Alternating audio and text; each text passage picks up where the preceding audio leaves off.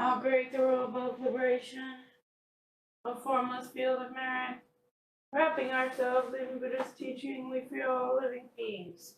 And though I thus liberate countless beings, not a single being is liberated.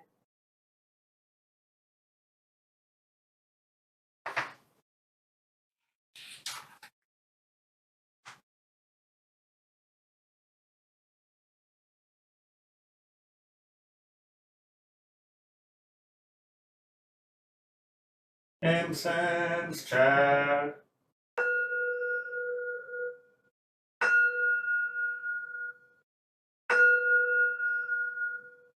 Precepts incense, liberation of use incense, cloud of lighted incense pouring into the Dharma realms.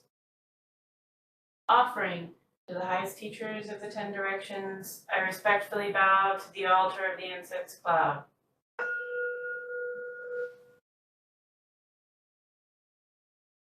Bodhisattva.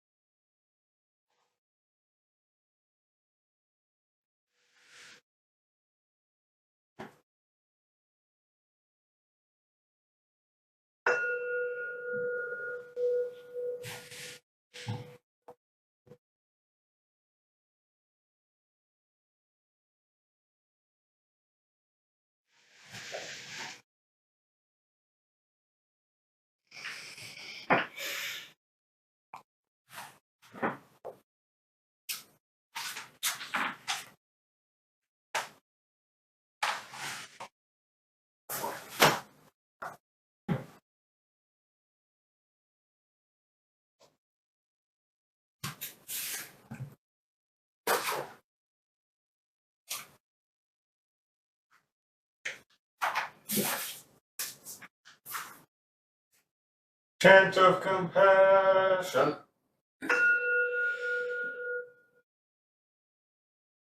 We surround all forms of life with infinite love and compassion. Especially do we send out compassionate thoughts to those in suffering and sorrow, to those in doubt and ignorance, to all who are striving to attain truth, and to those whose feet stand close to the great change called death. We send forth all wisdom, mercy, and love.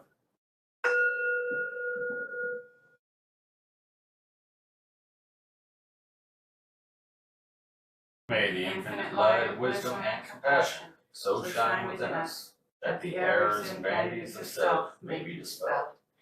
So shall we understand the changing nature of existence, and awaken into spiritual peace.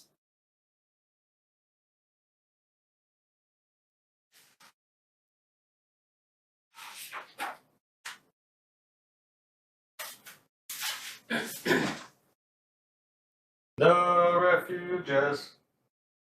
I take refuge in the Buddha. I take refuge in the Buddha.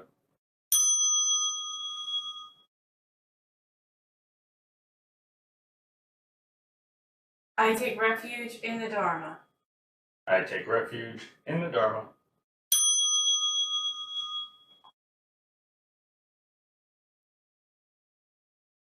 I take refuge in the Sangha. I take refuge in the Sangha.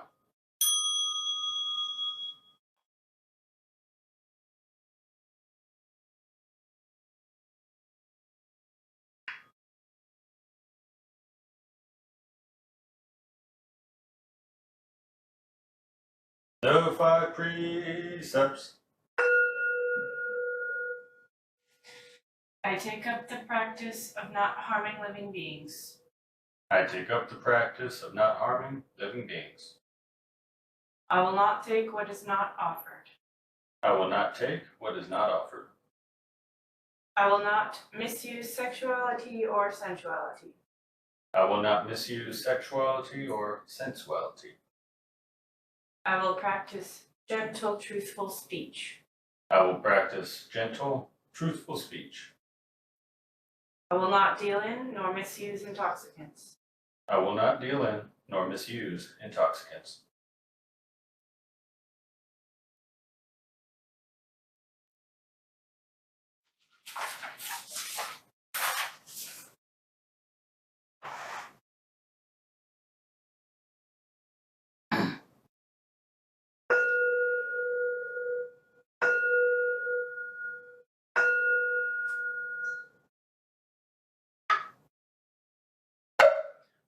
The Buddha Sarangamagata.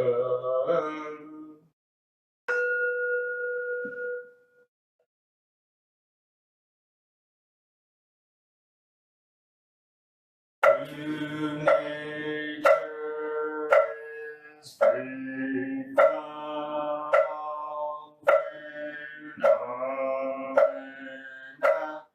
which are illusions by causes created. Phenomena neither rise nor fall, but all phenomena are flowers in the sky. The unreal reveals the real, but both are but illusions, since there is nothing real or unreal. How can there be a subject and an object? For between the two there is no true nature, like the point where two brush bundles meet when set upright, tying and untying from the same cause of rest, while the saintly and the worldly are not dual. Consider underlying nature at the point of meeting, where both is and is not cannot keep. If you disregard it, you are an illusion. If you awaken to it, you are free at once. 6 knots are untied, one after the other. When 6 are undone, one vanishes as well. To the sense or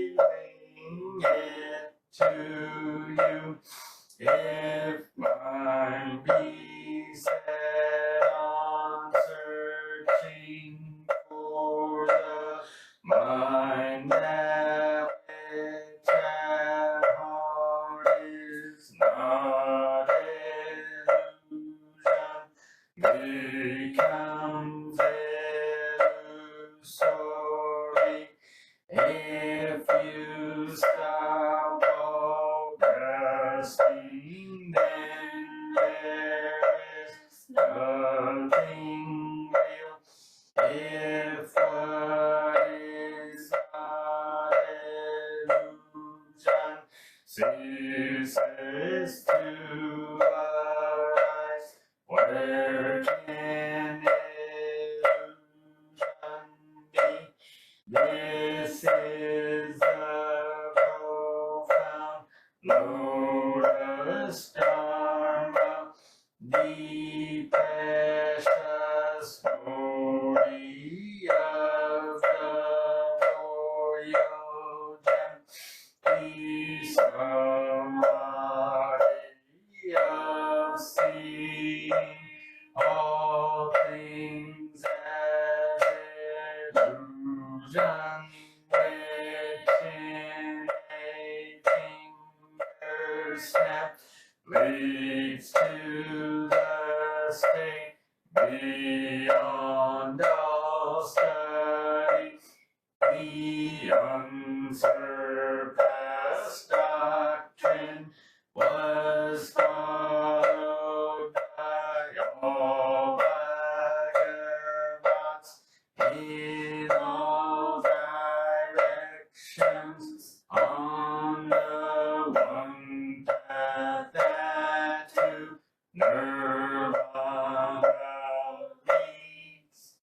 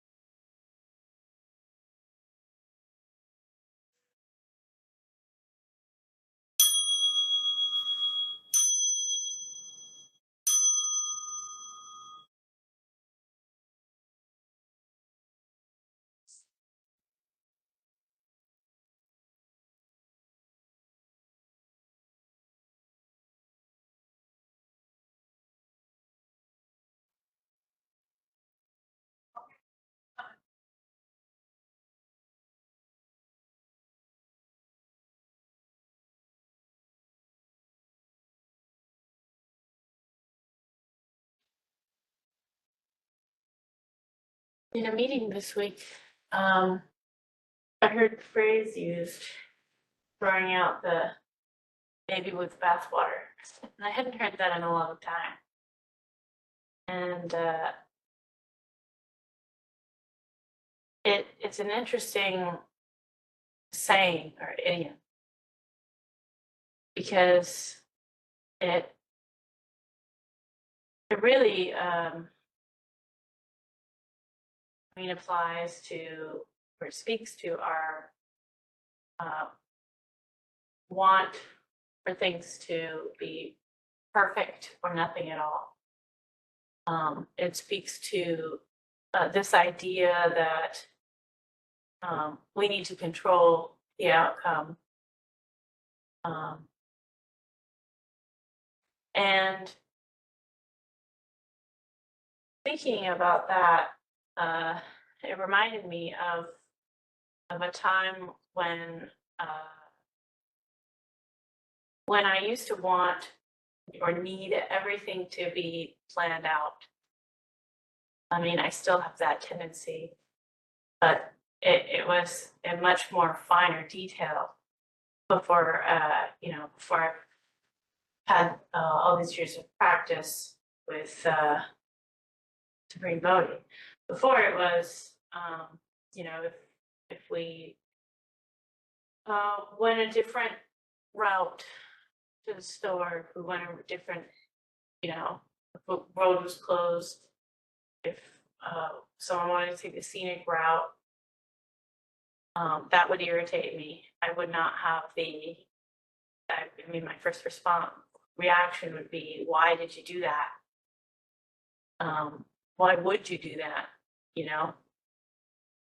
And this idea that we need things to be predictable, they need to be in control, they need to be perfect. we need to have our route planned out through the store, most effective flow, that all of these things should be aligned, and that it should be a perfect process. I mean, this weekend, we took a trip, kind of a staycation, I guess, up into Seattle, and my propensity was to want to book our taxis in advance, so that it would be planned out, and it would all be predictable, and I wouldn't have to worry about it. And what ended up happening was, I realized it was a compulsion. It was a compulsion to want to get things under control, to want to have things planned out, to want to have a predictable outcome, because ruminating thoughts of, well, what if we miss our opportunity for a car? what if we're 5 minutes late to the train station? All of these worst case scenarios go through your head when you allow those thoughts to continue. And what I realized was that it was robbing me, all of these situations robbed me from being present in what was happening.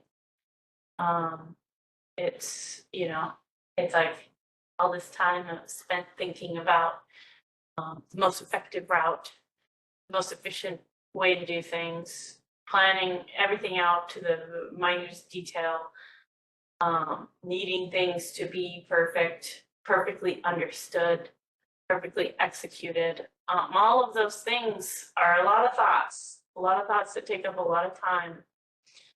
And what I realized this weekend was that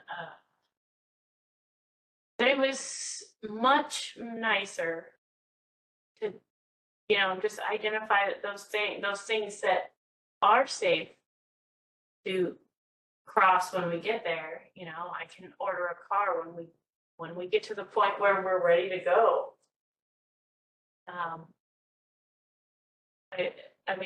You can let go of that, and then you can be in the moment where you are, instead of worrying 2 steps down the road.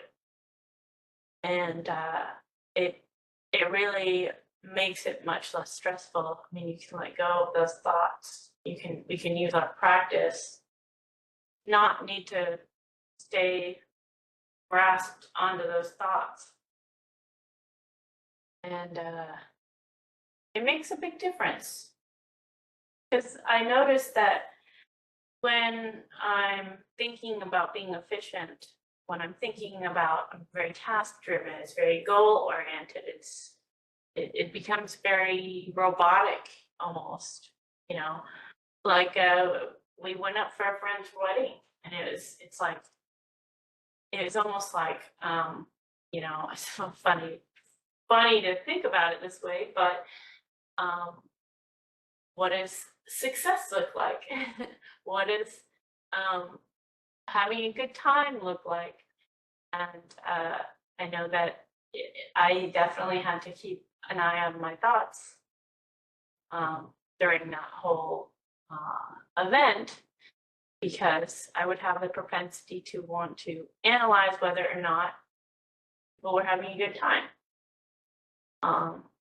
And when you do that, you kind of close that door to being present, because now it's I'm trying to derive some kind of satisfaction from external, and also robs me of that moment. So this weekend was really nice because I was able to let go of those thoughts. I was able to be with the people that I was with. And that's the big thing, is being where you are with who you are, I mean, it allows you to be present. And I realized that there were a lot more things that were a lot more enjoyable that had nothing to do with success or failure or why we were there. You know, we don't always have to be driven by a external purpose. And I think that, you know, if we can be vigilant of the things that we're thinking about, then we open the door for opportunities to experience what's happening around us and to be with the people that we're with.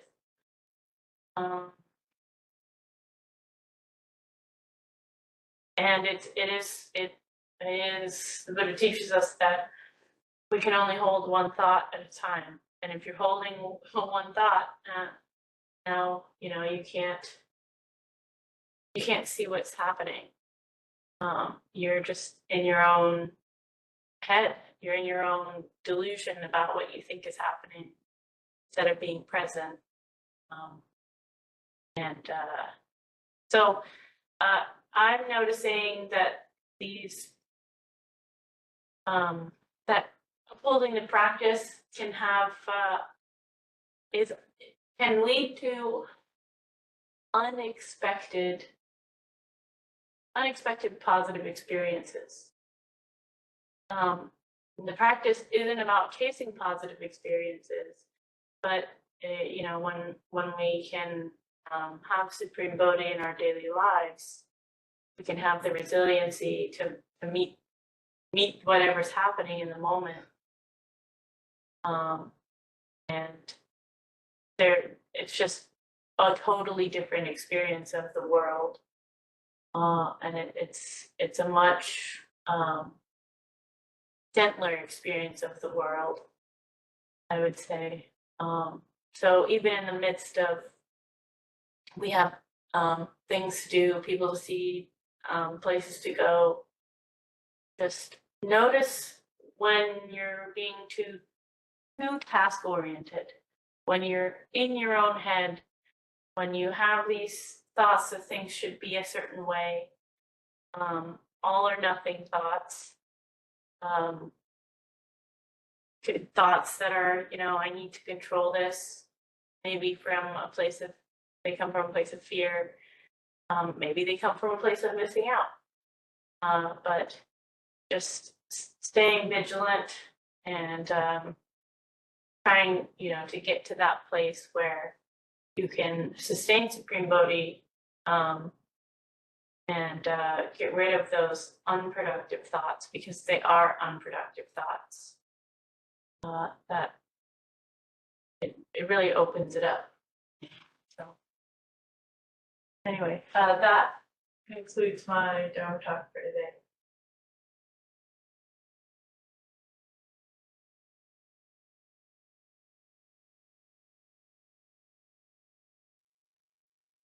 Closing Gata. Let me respectfully remind you, life and death are of supreme importance. Time passes swiftly and opportunity is lost. Each of us should strive to awaken. Awaken, take heed, do not squander your life.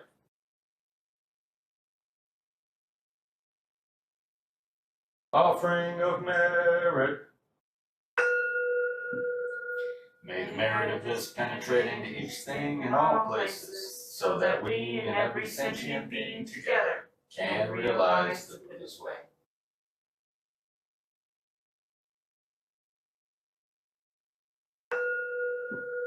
All Buddhas flood space and time, all Bodhisattvas, Mahasattvas, wisdom beyond wisdom, experience Supreme Bodhi.